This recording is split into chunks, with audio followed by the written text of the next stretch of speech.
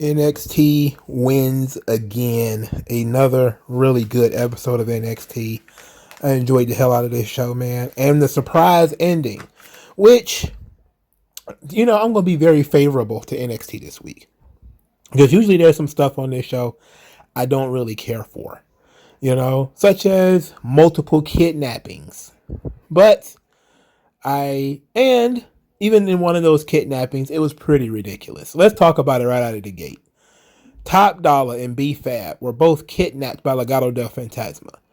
They were attacked in the parking lot of NXT, which is the most dangerous place in all of WWE. You think the Elimination Chamber is dangerous? You think the Hell in a Cell is dangerous? You think Saudi Arabia is dangerous? Oh no, ain't none of that. Got nan damn thing on that NXT parking lot. That NXT parking lot, it is Kosovo, okay? It is Iraq. It is one of the most hellish places on earth. I'm surprised there's not dilapidated buildings and cars on fire. It is terrible in the NXT parking lot. In any event, Legado del Fantasma do what they normally do. They jumped out the car on somebody. They jumped out the car. Now this was the problem. Top Dollar is huge. How do you kidnap a man the size of Top Dollar with a bunch of cruiserweights? How do you do that? That's ridiculous. That is absolutely ridiculous. You want to snatch B-Fab and run? Okay. Maybe throughout the night you kneecap Top Dollar by hitting him in the legs with a pipe or something like that. Now he can't go out there. All right. But you're going to snatch both of them? And Ashanti Theodonis, we can't get hold of him at all. We don't know where he is, where he at. Come on, man. That's you're pushing it a little too far with that one. But I get what they were trying to do. Legado del Fantasma has this entire plan. They got a plot that they putting together here to get that North American title. Now, throughout the show, we kept getting conversation between these two guys. Swerve, who says that after the kidnappings, Swerve that said that his fam would be alright, that they would want him to stay focused, and they want him to focus on defending the North American title, and that Legado del Fantasma, they want him to get in touch with some of these evil spirits that are within him. And it says that they gonna realize tonight that they left the wrong one left standing. And I was like, okay, very intense, very serious. Escobar, says that it's a real shame that his familia Hit Row won't be there, but his familia is always with him. But, he's going to give him a fighting chance. So he says that Legado del Fantasma will stay behind on this one. This one's going to be mano y mano. And then they go out there and absolutely rip the roof off that joint. This show rules. Now, here's the thing I want to say about NXT before I really get into this match. Somebody, I believe, I forget who it was, some podcaster, it's probably Meltzer or somebody like that, was talking about the average audience member, person that watches NXT, is 62 years old. Here's what I want to tell you about that. Look into the crowd and see how many gray hairs do you see. Look at how many 62-year-olds you see in the crowd. Whenever people start telling you, oh, the average age of the WWE fan is 92 or whatever the hell, just look in the crowd. Just look at the crowd. If you don't see any old folks, then you know something is wrong. There is no old people. Virtually none in the NXT audience. I'm pretty sure there might be some, maybe where the hard cam is so we can't see them. There's no doubt that there's probably some older people who are fans of NXT. But this idea that whatever Nielsen says is the average age of the audience is bullshit, seemingly because they're asking you to neglect the actual evidence of your own eyes. You can look and see. When you look and see AEW's fan base, it matches the demographics. There is no difference.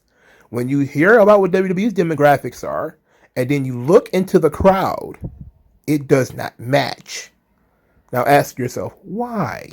Now, I mentioned that because as the crowd was really getting into this match, That's when I really started paying attention to what the crowd looked like. And I was like, there aren't any old people in this crowd. You know, it's not geriatric night where everybody got to put their teeth in a bowl and everybody got to be in bed by 9:30. It just doesn't seem to make, that doesn't make logical sense. So you have to ask that question. Why do people think that? And it's because, oh, Nielsen said, well, obviously Nielsen is wrong if the crowd is full of not old people every week, not just, oh, well, they had a ladies' night or something like that. You know, because it would be easy for them to do something to, you know, attract older people if they wanted to. Starting the show earlier, for instance. Old people are known to go to bed early. Sometimes old folks go to bed at 7 o'clock sometimes. So what the hell are they doing up at 10 o'clock watching wrestling? That also doesn't make sense. You know? So that's neither here nor there. But that's when I really noticed the fans. So, but because the fans were really rocking on this one. But this match ruled. This match kicked ass. Whole ass. The aggression was there. The story was there. They built it up throughout the night. So the anticipation was there. Even though they had wrestled before and they've had matches before, it still felt fresh. It still felt new. And it still felt like they had so much left that was unsettled. And I really enjoyed this match. This match ruled. I'm definitely going to watch this match again. So Escobar is in trouble. You know, he had ripped the turnbuckle off already earlier in the night. He's in some type of trouble. So Legado del Fantasma, they broke their oath. They broke their word. They said they weren't coming out there. They're heels, therefore they're liars.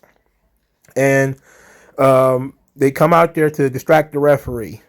Then Trick Williams and Carmelo Hayes come out there to help. And of course I'm like, what? What's this about? And the match continues. Santos Escobar hits the turnbuckle that he unwrapped earlier. So he's hoisted upon his own petard. He takes the pin with Swerve's finish, which I actually don't know what it's called. I think it's the ESL driver, or what they call it. And Santos Escobar loses. Now, before I go any further, let's talk about that. Some people were very upset that Santos Escobar has been chasing this North American title for what seems like 8 months and has not won it yet. And you know what? Okay, that's a good, everybody thought that tonight was the night. He was finally going to win the title and it was only going to be because Swerve was leaving. But to me, Santos Escobar is a guy that he doesn't really need that title. It would be great for him to have it just for his resume, but his character is strong. He doesn't really need it, And I think that he's also one of these guys like Kyle O'Reilly, like Cameron Grimes, where he was pushed so heavily in the old NXT, and he's above 35. I think Santos Escobar is 36 or 37. So they might be trying to phase him out, maybe move him to Raw or SmackDown or something like that. So I always thought that Santos Escobar wasn't going to be long for NXT anyway. I thought he wasn't going to be there that long. I'm surprised he's still there. So to me, it didn't really bother me. I just enjoyed his work. I enjoyed the character. I love his work. I think in the old days of NXT, he would have been the NXT champion for like 8 months, and it would have been great. I'm talking old NXT, not, I'm talking when NXT, like if you was to put 2017 NXT style, it's 1 hour. It's, people get longer title reigns. People are cycled out a lot faster. He definitely would have been the champion for quite a while before being cycled out. He probably would have been cycled out by now. But, it's unfortunate that he's stuck in this era of NXT where people was just sticking around forever. Hopefully we can keep him in NXT for a little while. I would like for him to move up to say, okay, the North American title, forget it. Let's just go up to the NXT championship. He can do that. He can get away with that. Especially if, what I'm hearing some saber rattling about Johnny Gargano leaving or whatever. Maybe if that's the case, that's an open spot, for somebody who can move up. And he's got the name recognition. in Mexico. So that means if you wanted to move, that's why I say he should have moved to SmackDown. They should have took Legado del Fantasma too. It would have been great. This guy, his family is really, really popular in Mexico. Why wouldn't you put him on SmackDown? Whatever. But I love Santos Escobar. The only problem with it is his age. The whistling, I actually like the whistling. I saw some people say like he whistles too much. It's like it doesn't seem like he whistles too much. The whistling is it's a lucha libre thing. But I don't have a problem with the whistling. It's actually unique because most other people don't do it. So it's kind of like a quirk that he kind of does and nobody else does it. So that's pretty cool. Hopefully he can get a shot on the main roster and people can see his promos and hear his work and he can actually get a shot. But then he'll probably be short. They'll probably be like, oh, he's a midget. He's Mexican, but he's a midget. Just have him wrestle Ray 500 times, which is what I'm deathly afraid that they're going to do, is bring him up to Raw, and then he's going to be trapped in a forever feud with Rey Mysterio, which is what they did to Alberto Del Rio, and what they did to Andrade. It's just like, here, let me handcuff you to Rey real quick. It's like, no. Yes, I want them to have matches. I want them to build stories and do things. But I want guys to be able to get away from Rey eventually, and sometimes guys never really get away from Rey. All right, so it's been 10 minutes. Let me get into this damn surprise. So Carmelo Hayes, he celebrates with Swerve because Swerve wins. Then he jumps Swerve, clotheslines him, signs his contract. They have a very short match where Swerve actually kicked out of, I think, one or two of Carmelo Hayes' moves before getting beat with the top rope leg drop. Now Carmelo Hayes is the NXT North American champion, and it was the right decision. As much as I love Santos Escobar, this was the right decision. Now, before I get into why it was the right decision, some people are going to criticize this because how is his contract a Money in the Bank? Like he can just sign the contract whenever he wants. It was like pretty much that's what they said. They pretty much said whenever he wants, against whatever title he wants. And he chose the North American title, and he chose at this particular point in time. There was no rule that he had to use the title, the contract in a certain way. Now, I do want them to clarify that. I will be for future reference, because we don't need more Money in the Bank situations. I mean, that's just the Money in the Bank stuff is mind-blowing how ridiculous it is. But I'll accept it this time because it was a nice swerve. Double entendre. Nice swerve. It was a surprise ending. And it made a young star and it made a new star. Okay? Carmelo Hayes is a guy that the crowd really likes. They've been, I think was it last week or 2 weeks ago, where they were chanting for him all night. They were hot for him all night long. And they were pissed when he got eliminated out of, I think it was a tag team title match. And he got eliminated because of Trick Williams. I think this was last week, as a matter of fact. And because of that, they gave him the title. And it was the right thing to do. He was the right guy. You put the titles on people who are over. He's over. Put the belt on him. It's the right thing to do. Why would you not do it? The only reason you wouldn't have to do it is if you were kind of pissed about the Money in the Bank aspect of it. Then you could say, well, he should challenge Swerve next week, and then he wins the title from Swerve.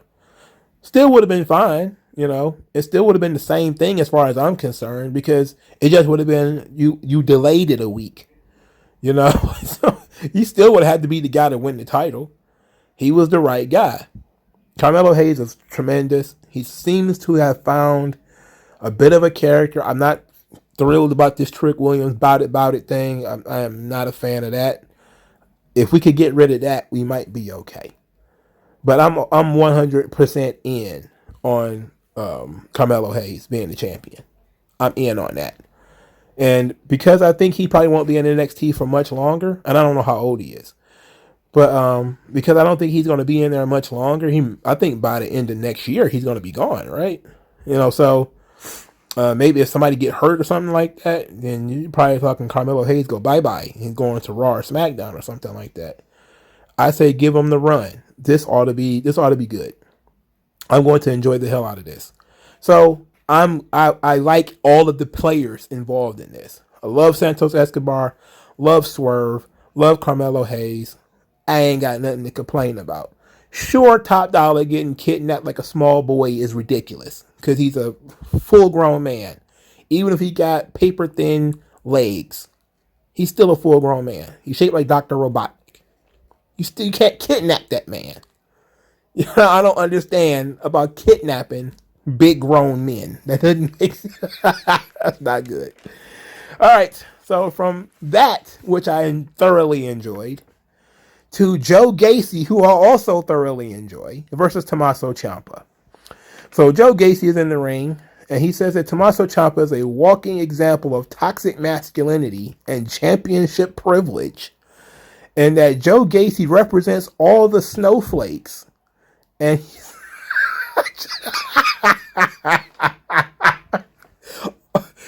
I needed this on the heels of John Kent being made gay in a comic book. I needed this promo. I really did. I represent all the snowflakes. All my snowflakes. What makes this even funnier is that Joe Gacy is like 32 and was like a deathmatch wrestler. So it's not like he's like some early 20-something, so he's really trying to reinvent himself with this character. And I'm glad he probably had to fight for it, if we're being honest. And I'm glad he did, and I'm glad it's working. Because this shit is funny. Like, Joe Gacy is funny as hell. And I'm thinking people actually it's starting to get over too. Like, people are really starting to react to him. So Tommaso Ciampa comes out. Gacy tries to shake his hand. Tommaso Ciampa nopes it, kicks his hand away.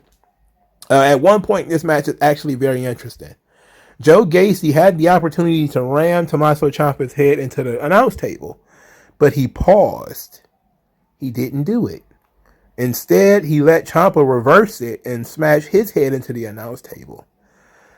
This is what I mean before when I was telling people like Joe Gacy is crazy, right? It seems like he is restraining whatever it is, his deathmatch wrestler stylings. He's restraining it. He's wrapped it in this veneer of this character.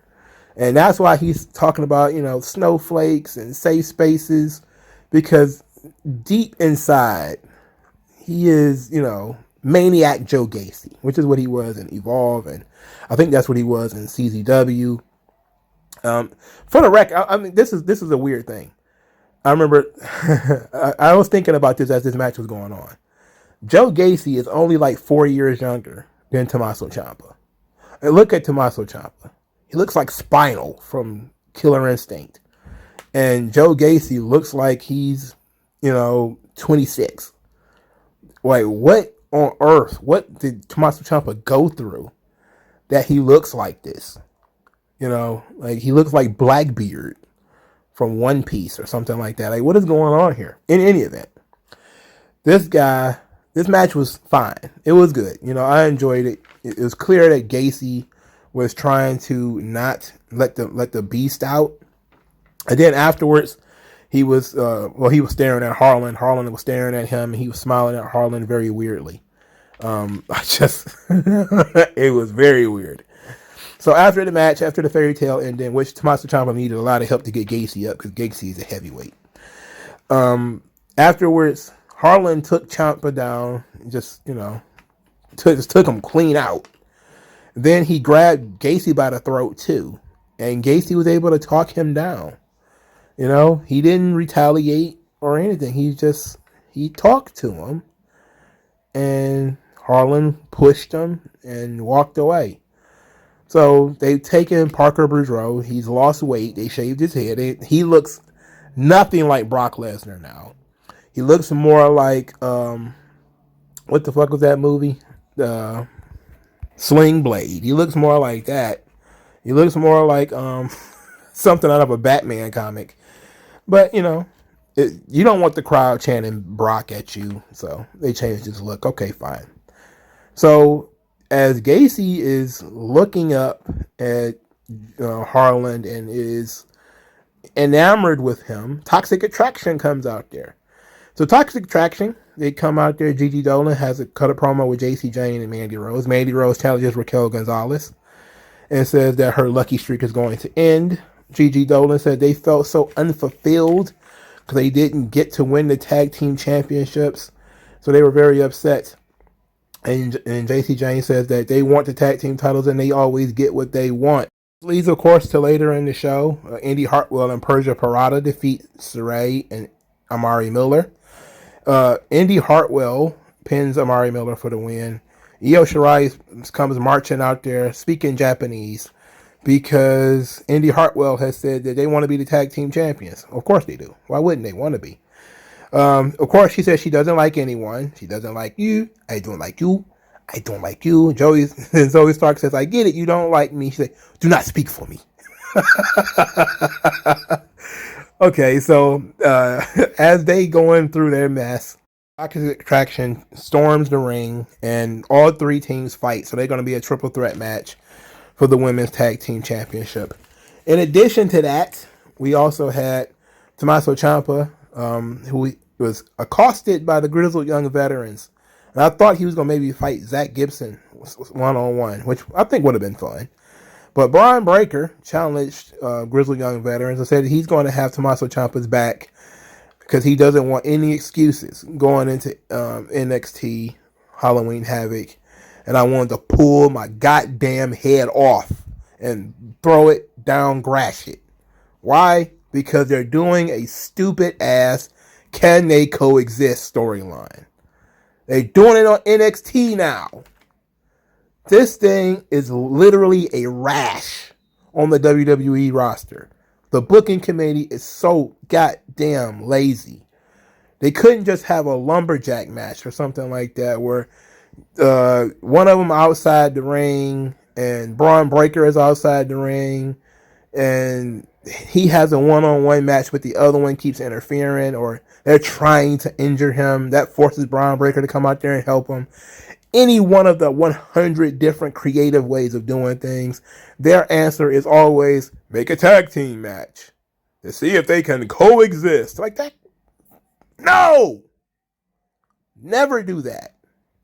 Never. I don't care how awesome Braun Breaker is. Nobody cares about whether they can coexist or not. It's stupid.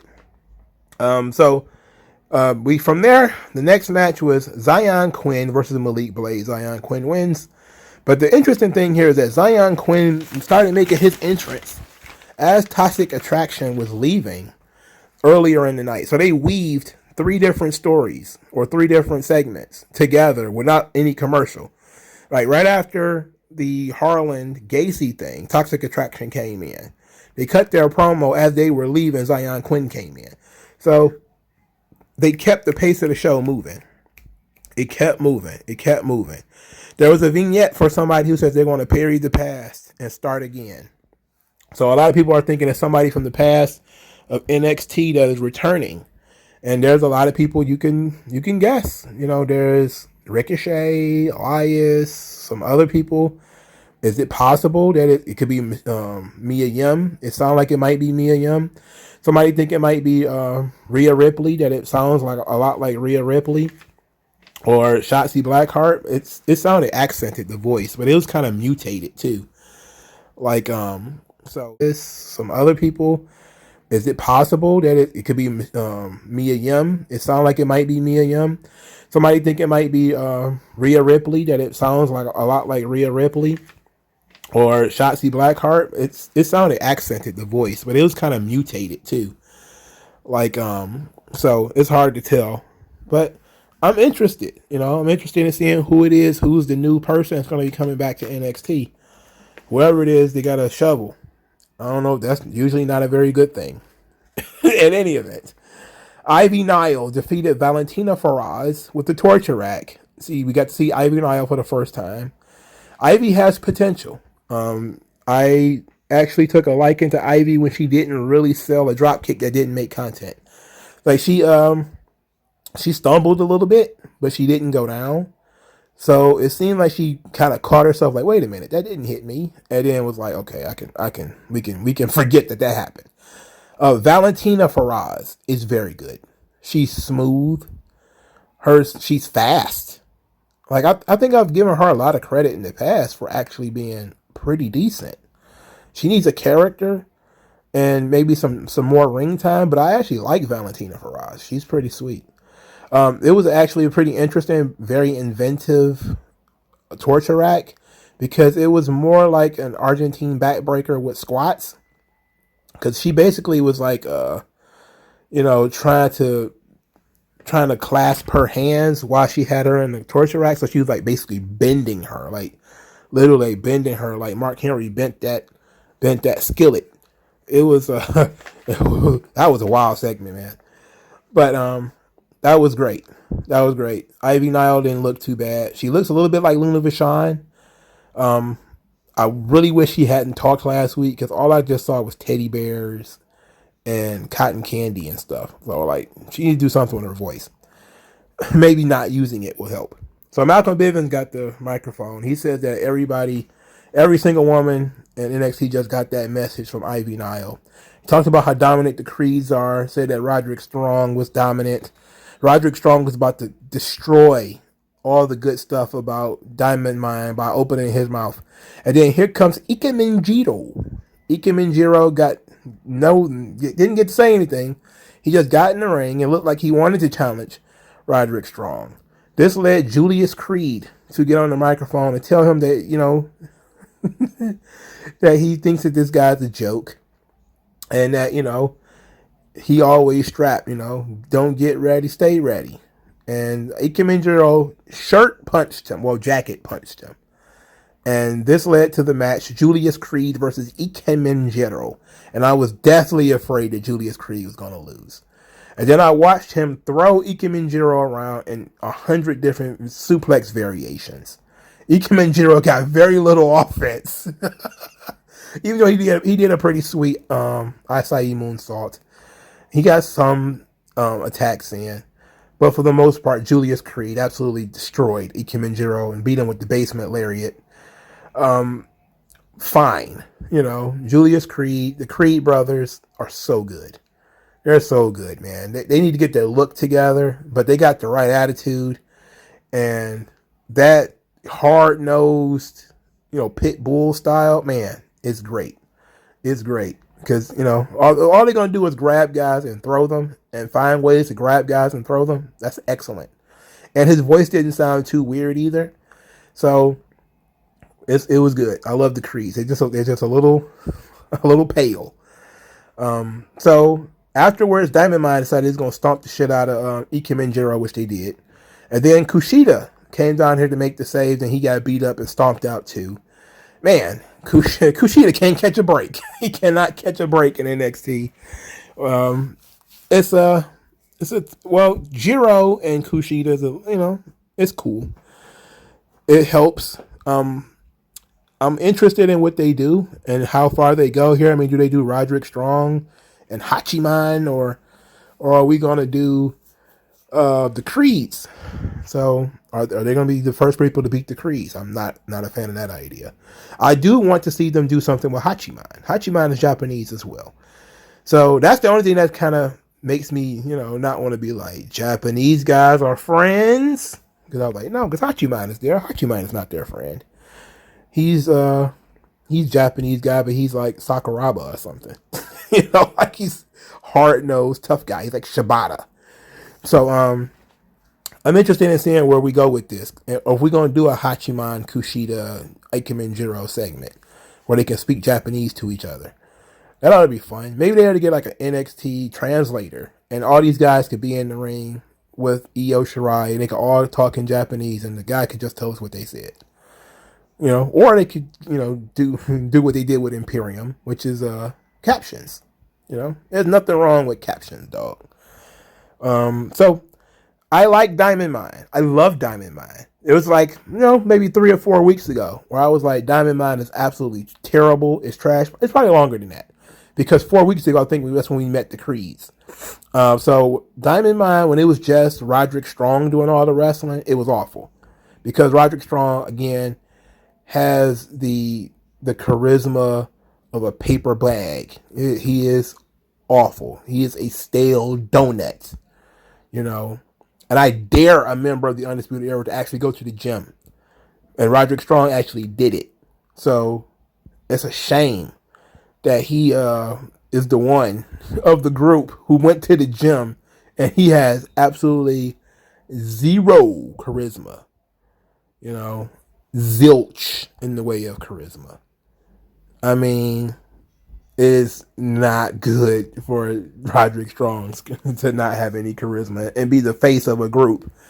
It's not good, especially since Ivy Nile seems to have a lot of physical charisma. She has muscles and she has a look like a death stare. It's very good. Well, you know, she of course needs to evolve that character eventually, but she's just getting started now. The Creeds as well, you know, they're gonna need to evolve a little bit, but they're very good. I love Diamond Mine now, and this is what being awesome will do. It will go for get you to be actually supported by me, because I was talking about how awful Diamond Mine was like a month or so ago. I remember it clearly. It was awful. It was some of the worst piece of business on TV. Okay, Raquel Gonzalez says she wants to spin the wheel, make the deal match with Mandy Rose. I don't see how that's gonna go well for her. I don't see how that's gonna go well for her, but we'll see, Chiquita. So Kyla Riley and Von Wagner defeat Ridge Holland and Pete Dunne. Of course, this match just happened because Ridge Holland has to do the job on the way out. He probably will not be wrestling on NXT again. There was a very mean "We want Wagner, no we don't" feud chant, which I thought was fucking hilarious. It was hilarious, but I wrote down like that is very mean. This guy is this guy is too new for you to bully him like this. Like, this is only like his third match, and we're already bullying the big guy. In any event, Von Wagner is a shitty name. He's an okay wrestler. He's not bad. Pete Dunne and Holland obviously were derailed by the draft, which is why they should do this stuff in advance so that the NXT at least can redirect storylines. Because I'm guessing this is the end of this storyline. It has to be, because Ridge Holland goes to SmackDown literally next week. So unless Holland is going to fight Dunn on that show, there really is nothing else for them to do here. So there that go. But Kyla Riley, of course, hadn't been in the gym since Clinton was in office. He is lost. Some people were like, "Oh, he needs to go to AEW," which, I mean, you can sign all of Undisputed Era. I mean, if you want, you know, like if that's really what you want to do, go for it. I don't care. Ultimately, all of them are just 30-plus-year-old ROH guys. And I'm not saying that they're the bad wrestlers. But if we can replace Roderick Strong with somebody like the Creeds or with a Zion Quinn, somebody who is, you know, young and a prospect, it's like Roderick Strong was never going to main event WrestleMania or be like a huge star. He's not John Cena.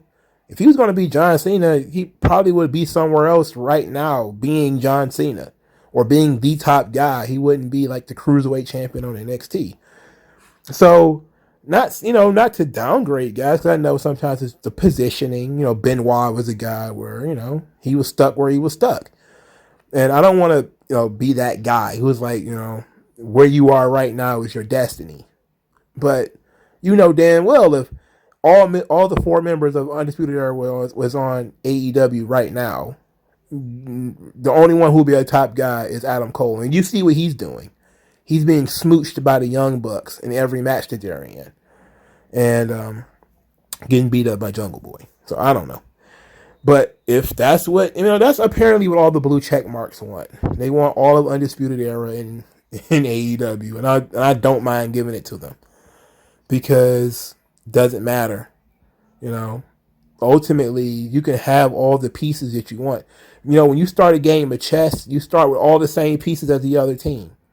You know, how do you use those pieces? The same thing with checkers. There is no inherent disadvantage. The only disadvantage is you don't know how to fucking play.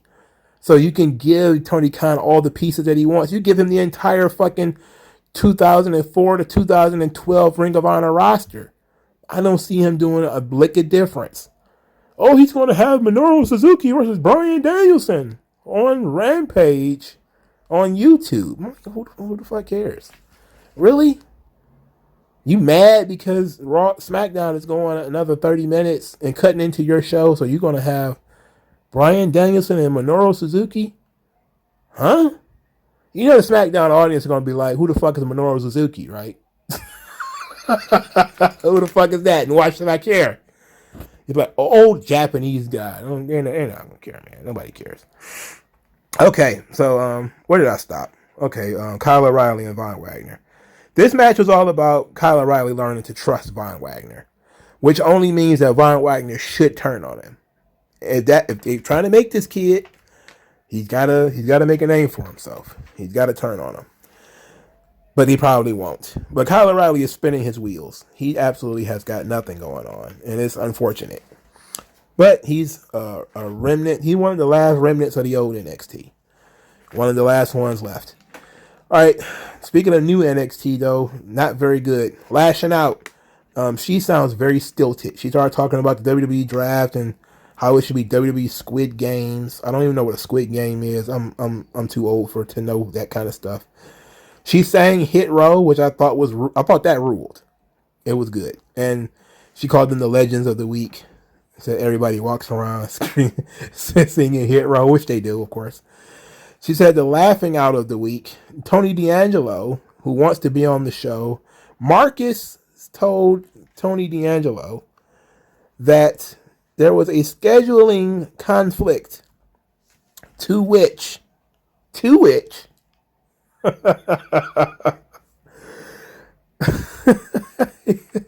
she said that he should forget about it. Forget about being on her show. This led Tony D'Angelo to give credit to his opponent, Malik Blade, whom he couldn't remember the guy's name. He says, I'm kind of the man on NXT now. And then he says some mealy-mouthed producer told him it was a scheduling conflict. He couldn't be on Lashing Out. He said, you know what? It's not a big deal. And then he walks away, and the Benz is rocking because Marcus' ass has been put in the trunk. Cement shoes for Marcus.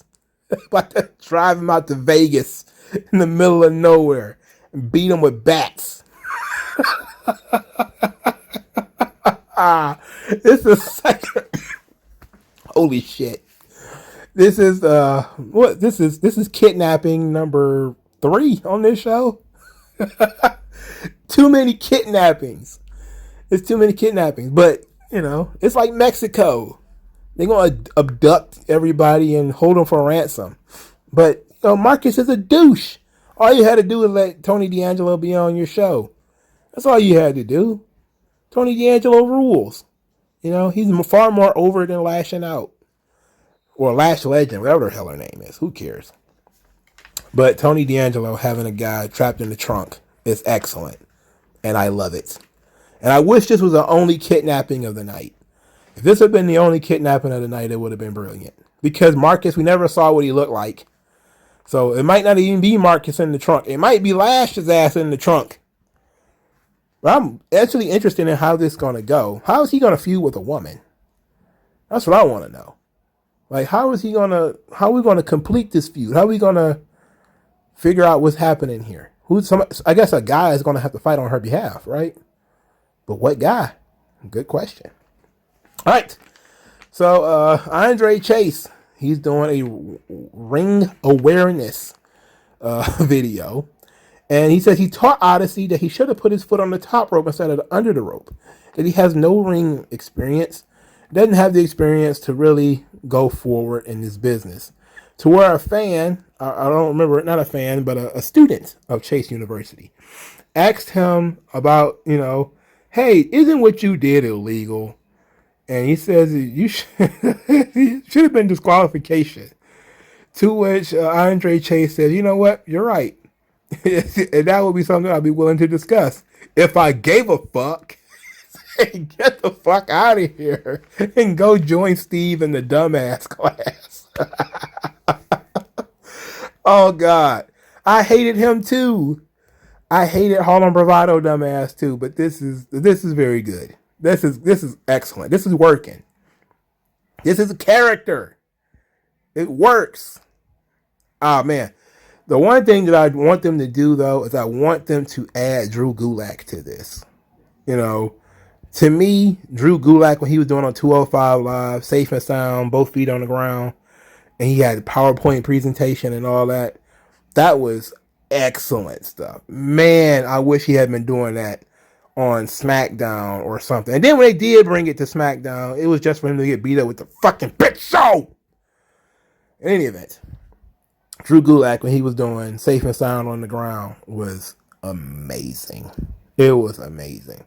That was probably the high watermark for 205 Live for me. I really enjoyed safe and sound on the ground. Drew Gulak, that was excellent.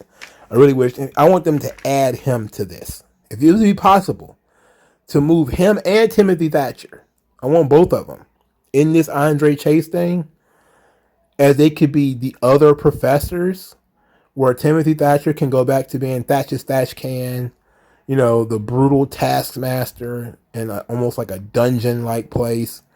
That could be fun. Where Drew Gulak is also a grappler, but is more of just a jerk. And he hates luchadors and hates high-flying wrestling. He wants traditional wrestling holds and stuff like that. It could be really fun. Or he could be joining, you know, Imperium, which is, you know, cool too. Imperium, speaking of which, they say that MSK is an embarrassment and they have no elegance. I think this was German that they were speaking, which is awesome. That's awesome. Imperium agrees with me, and I agree with them. You know, they still rule. Imperium rules. Grayson Waller loses to Duke Hudson in a match that was probably about 2 minutes. Grayson Waller cut a really bad promo about being a former boxer and saying that he's known by Wilder and Fury, Deontay Wilder and Tyson Fury. And my man Wilder broke every bone in his hand and got knocked out. It's like, dude fought for his life and still lost. That's disheartening. That's disheartening as fuck. But it was a great fight. It was a great fight. I actually watched it. Hudson left Grayson Waller a poker chip, which made no sense to me. In any event, Grayson Waller runs into Cameron Grimes because he had him a little dime back there. You know, a nice little fillet. And then all of a sudden, Cameron Grimes is like, well, what do you got here? Well, how you get this girl? And he said, you're not upset. You lost like 20 minutes ago. And Grayson Waller told him, it's not about wins and losses. It's about likes and swipes. And Cameron Grimes was like, how do you find girls? How do you find girls? This guy is a dog coin millionaire who doesn't know what online dating is and can't talk to women. What? Now, this is an interesting thing, though, because I faintly recall now. Remember when they were doing the storyline with Cameron Grimes and LA Knight, and they in every scene was LA Knight being a very boring rich guy, probably talking about himself with chicks in the hot tub and everything, and it was always Cameron Grimes by himself, swimming in jacuzzis and all that kind of stuff. Like, it was crazy. It's almost like they set this up, like he was rich but he's lonely. He doesn't have any girlfriends, so now Grayson Waller is going to be his dating coach.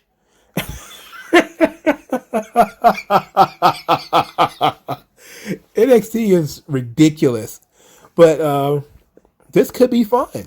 It has the potential to be fun. I saw a lot of people were very triggered at Grayson Waller's it's not about wins and losses comment, but he was talking about confidence. When it comes to women, it's about confidence, because, you know, Cameron Grimes is like, I'm still upset about losing to Pete Dunn last week. And he's like, you lost 20 minutes ago and you're already over it. It's like he's confident, you know, he's confident in himself, so wins and losses don't affect him that much. Whereas Cameron Grimes is not confident. Therefore, anytime he looks bad or he gets, you know, embarrassed or something like that, he's concerned, you know. So Grayson Waller is once again doing almost the exact same thing LA Knight did, telling him to shave his beard and shave his chest hair. So we're going to get another makeover of Cameron Grimes. This time probably a permanent makeover. So it's very interesting what female wrestler we're going to bring in to be Cameron Grimes' girlfriend. Probably going to rob him blind to be a complete and total gold digger. That ought to be fun. I really look forward to that. I also look forward to seeing all these people who are going to be very upset about Solo Sikoa, otherwise known as Seifa Fatu, the third Uso brother, who is now going to be an underground fighter, a Samoan underground fighter in NXT. He will not be an Uso. He will not be part of the bloodline, at least not immediately. I'm guessing after his time in NXT is up, he probably, go up to NXT as, what the fuck was his name again? Solo Sikoa? Yeah, Solo Sikoa. But it's going to be an interesting transition period. It's just like Brian Breaker and just like Von Wagner. They have taken somebody who should be well known by utilizing their family name, and then they take it away from them by saying, nope, you're not going to be a Uso. You're not going to be a Fatu. You're going to be somebody completely different. You got to get over on your own. Which, of course, is a double-edged sword, because if you get over on your own, then it's not because of your family name. But if it don't work, then it can be because they didn't use the gimmick. They didn't use your family name. Which, again, double-edged sword. I would think people want to be independent in some way before we actually merge those two things. And I think that the merging needs to happen because, the crowd is going to know that, he's the brother of the Usos. You can't have him on the roster and then they pretend that he's not their actual brother. That would make no sense. That's why, you keep him away for a while. But they're doing it to everybody. They're not really letting anybody, except Charlotte, run around with this whole I'm the son of, daughter of stuff. William Regal's son is in NXT UK wrestling under a different name. He wrestled under his real name one time, which is Bailey Matthews. And then he wrestles now as Charlie Dempsey. Not Charlie Regal, but Charlie Dempsey. And you know what? That's how you pay your dues, man. Instead of trying to get, trying to skip the line by saying I'm the son of, daughter of, they're going to make you earn it. Which is, I'm cool with that. If they hate when people don't have to earn it, and now they kind of mad when people do have to earn it. Look, I'm okay with, you having a Braun Breaker stage before you wreck Steiner. I'm cool with that. I'm cool with you being Roman Reigns or Liati or Liaki, whatever, before we start talking about you're the son of Alpha of the Wild Samoans, or Sika of the Wild Samoans. I'm okay with that, it wasn't always acknowledged that Fatu and Yokozuna were related. This is the thing about WWE and characters. They create characters and your characters aren't related.